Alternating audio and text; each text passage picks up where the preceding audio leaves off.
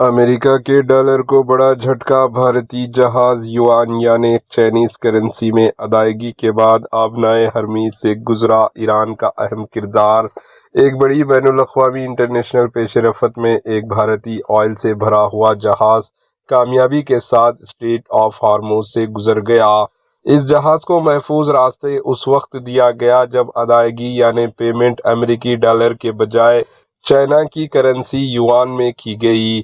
اس پیش رفت میں اہم کردار اسلامک ریولیوشنری گارڈ کارپس کا بتایا جا رہا ہے، جس نے جہاز کو سیکیورٹی فراہم کی۔ ماہرین کے مطابق یہ واقعہ عالمی معیشت میں ایک بڑی تبدیلی کا اشارہ دے رہا ہے، جہاں ڈالر کے بجائے دیگر کرنسیوں کا استعمال بڑھ رہا ہے۔ خاص طور پر ایران، چائنا اور دیگر کنٹریز کے درمیان بڑھتی ہوئی اقتصادی شراکت داری اس تبدیلی کو مزید تقویت دے رہی ہے۔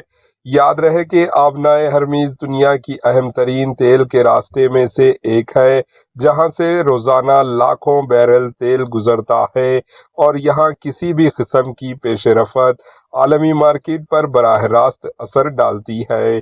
Bureau report, H N news.